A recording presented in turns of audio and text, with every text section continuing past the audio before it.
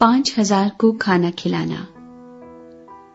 इन बातों के बाद यीशु गलील की झील यानी तिब्रियास की झील के पार गया और बड़ी भीड़ उसके पीछे हो ली, क्योंकि जो मौजज़े वो बीमारों पर करता था उनको वो देखते थे। यीशु पहाड़ पर चढ़ गया और अपने शागिर्दों के साथ वहां बैठा और यहूदियों की ईद फसह नजदीक थी। बस जब यीशु ने अपनी आंखें उठाकर देखा कि मेरे पास बड़ी भीड़ आ रही है, तो फिलिप्पुस से कहा कि हम इनके खाने के लिए कहां से रोटियां मोल लें। मगर उसने उसे आजमाने के लिए ये कहा, क्योंकि वो आप जानता था कि मैं क्या करूंगा। फिलिप्पुस ने उसे जवाब दिया कि 200 दिनार की रोटियां इनके लिए काफी न होंगी कि हर एक को थोड़ी सी मिल जाए। उसके शागिर्दों में से एक ने यानी शमौन पतरस के भाई इंद्रियास ने उससे कहा, यहाँ एक लड़का है जिसके पास जौ की 5 रोटियां और 2 मछलियां हैं, मगर ये इतने लोगों में क्या है? यीशु ने कहा कि लोगों को बिठाओ, और उस जगह बहुत खास थी। बस वो मर्द जो तखमीनन 5,000 थे बैठ गए। यीशु ने वो रोटियां ली और शुक्र करके उन्हें जो बैठे थे बांट दी, और इसी तरह मछलियों में से जिस कदर चाहते थे बांट दिया। जब वो सैर हो चुके तो उसने अपने शागिर्दों से कहा कि बचे हुए टुकड़ों को जमा करो ताकि कुछ जाया न हो। चुनाचे उन्होंने जमा किया और जौ की 5 रोटियों के टुकड़ों से जो खाने वालों से बच रहे थे 12 टोकरियां भरी। बस जो मौजज़ा उसने दिखाया वो लोग उसे देखकर कहने लगे, जो नबी दुनिया में आने वाला था फिल हकीकत यही है। बस यीशु ये मालूम करके कि वो आकर मुझे बादशाह बनाने के लिए पकड़ा चाहते हैं, फिर पहाड़ पर अकेला चला गया। यीशु मसीह का पानी पर चलना। फिर जब शाम हुई तो उसके शागिर्द झील के किनारे गए और कश्ती में बैठकर झील के पार कफरनहूम को चले जाते थे। उस वक्त अंधेरा हो गया था और यीशु अभी तक उनके पास न आया था, और आंधी के सबब से झील में मौजें उठने लगी। बस जब वो खेते खेते 3-4 मील के करीब निकल गए तो उन्होंने यीशु को झील पर चलते और कश्ती के नजदीक आते देखा और डर गए। मगर उसने उनसे कहा, मैं हूं, डरो मत। बस वो उसे कश्ती में चढ़ा लेने को राजी हुए और फौरन वो कश्ती उस जगह जा पहुंची जहां वो जाते थे। लोग यीशु मसीह की तलाश में। दूसरे दिन उस भीड़ ने जो झील के पार खड़ी थी ये देखा कि यहाँ एक के सिवा और कोई छोटी कश्ती न थी, और यीशु अपने शागिर्दों के साथ कश्ती पर सवार न हुआ था, बल्कि सिर्फ उसके शागिर्द चले गए थे। लेकिन बाज छोटी कश्तियां तिब्रियास से उस जगह के नजदीक आईं जहां उन्होंने खुदावंद के शुक्र करने के बाद रोटी खाई थी। बस जब भीड़ ने देखा कि यहाँ न यीशु है न उसके शागिर्द, तो वो खुद छोटी कश्तियों में बैठकर यीशु की तलाश में कफरनहूम को आए। यीशु मसीह जिंदगी की रोटी।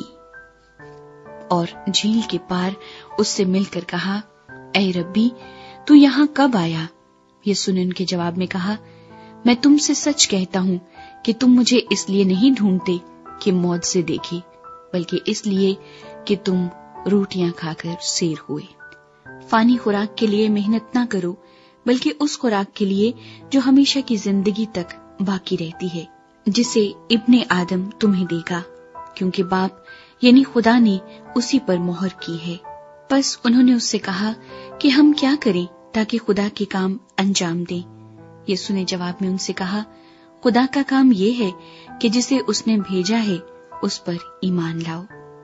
बस उन्होंने उससे कहा, फिर तू कौन सा निशान दिखाता है ताकि हम देखकर तेरा यकीन करें? तू कौन सा काम करता है? हमारे बाप दादा ने बियाबान में मन खाया, चुनाचे लिखा है कि उसने उन्हें खाने के लिए आसमान से रोटी दी।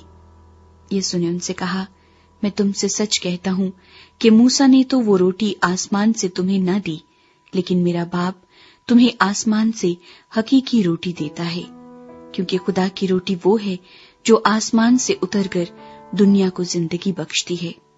उन्होंने उससे कहा, ऐ खुदावंद, ये रोटी हमको हमेशा दिया कर। यीशु ने उनसे कहा, जिंदगी की रोटी मैं हूं। जो मेरे पास आए वो हरगिज भूखा ना होगा, और जो मुझ पर ईमान लाए वो कभी प्यासा ना होगा। लेकिन मैंने तुमसे कहा कि तुमने मुझे देख लिया है, फिर भी ईमान नहीं लाते। जो कुछ बाप मुझे देता है मेरे पास आ जाएगा, और जो कोई मेरे पास आएगा उसे मैं हरगिज निकाल ना दूंगा, क्योंकि मैं आसमान से इसलिए नहीं उतरा हूं कि अपनी मर्जी के मुआफिक अमल करूं, बल्कि इसलिए कि अपने भेजने वाले की मर्जी के मुआफिक अमल करूं। और मेरे भेजने वाले की मर्जी ये है कि जो कुछ उसने मुझे दिया है मैं उसमें से कुछ खो ना दूं, बल्कि उसे आखिरी दिन फिर जिंदा करूं। क्योंकि मेरे बाप की मर्जी ये है कि जो कोई बेटे को देखे और उस पर ईमान लाए हमेशा की जिंदगी पाए, और मैं उसे आखिरी दिन फिर जिंदा करूं। बस यहूदी उस पर बुड़बुड़ाने लगे, इसलिए कि उसने कहा था कि जो रोटी आसमान से उतरी वो मैं हूं। और उन्होंने कहा, क्या ये यूसुफ का बेटा यीशु नहीं, जिसके बाप और माँ को हम जानते हैं? अब ये क्यों कर कहता है कि मैं आसमान से उतरा हूं? यीशु ने जवाब में उनसे कहा, आपस में ना बुड़बुड़ाओ। कोई मेरे पास नहीं आ सकता जब तक बाप जिसने मुझे भेजा है उसे खींच ना ले, और मैं उसे आखिरी दिन फिर जिंदा करूंगा। नबियों के सहीफों में ये लिखा है कि वो सब खुदा से तालीम याफ्ता होंगे। जिस किसी ने बाप से सुना और सीखा है वो मेरे पास आता है।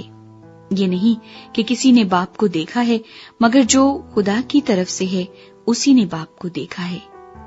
मैं तुमसे सच कहता हूं कि जो ईमान लाता है हमेशा की जिंदगी उसकी है। जिंदगी की रोटी मैं हूं। तुम्हारे बाप दादा ने बियाबान में मन खाया और मर गए। ये वो रोटी है जो आसमान से उतरती है, ताकि आदमी उसमें से खाए और ना मरे। मैं हूं वो जिंदगी की रोटी जो आसमान से उतरी। अगर कोई इस रोटी में से खाए तो अब तक जिंदा रहेगा, बल्कि जो रोटी मैं जहान की जिंदगी के लिए दूंगा वो मेरा गोश्त है। बस यहूदी ये कहकर आपस में झगड़ने लगे कि ये शख्स अपना गोश्त हमें क्यों कर खाने को दे सकता है। यीशु ने उनसे कहा, मैं तुमसे सच कहता हूं कि जब तक तुम इब्ने आदम का गोश्त ना खाओ और उसका खून ना पियो, तुम में जिंदगी नहीं। जो मेरा गोश्त खाता और मेरा खून पीता है हमेशा की जिंदगी उसकी है, और मैं उसे आखिरी दिन फिर जिंदा करूंगा। क्योंकि मेरा गोश्त फिल हकीकत खाने की चीज और मेरा खून फिल हकीकत पीने की चीज है। जो मेरा गोश्त खाता और मेरा खून पीता है वो मुझ में कायम रहता है और मैं उसमें।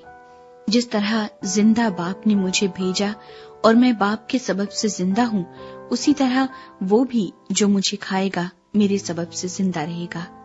जो रोटी आसमान से उतरी यही है, बाप दादा की तरह नहीं कि खाया और मर गए। जो ये रोटी खाएगा वो अब तक जिंदा रहेगा।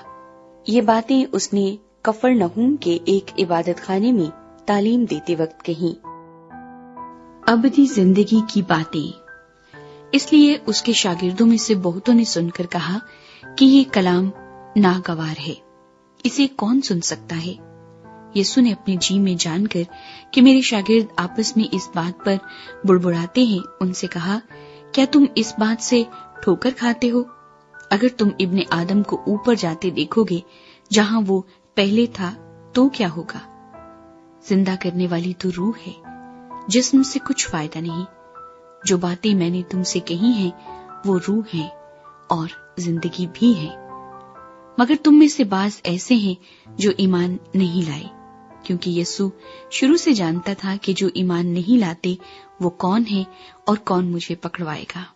फिर उसने कहा, इसीलिए मैंने तुमसे कहा था कि मेरे पास कोई नहीं आ सकता जब तक बाप की तरफ से उसे ये तौफीक न दी जाए। इस पर उसके शागिर्दों में से बुतेरे उल्टे फिर गए और इसके बाद उसके साथ न रहे। बस यीशु ने उन 12 से कहा, क्या तुम भी चला जाना चाहते हो? शमौन पतरस ने उसे जवाब दिया, ऐ खुदावंद, हम किसके पास जाएं? हमेशा की जिंदगी की बातें तो तेरे ही पास हैं, और हम ईमान लाए और जान गए हैं कि खुदा का कद्दूस तू ही है। यीशु ने उन्हें जवाब दिया, क्या मैंने तुम 12 को नहीं चुन लिया? और तुम में से एक शख्स शैतान है। उसने ये शमाउन इस्करियोती के बेटे यहूदा की निस्बत कहा, क्योंकि यही जो उन 12 में से था उसे पकड़वाने को था।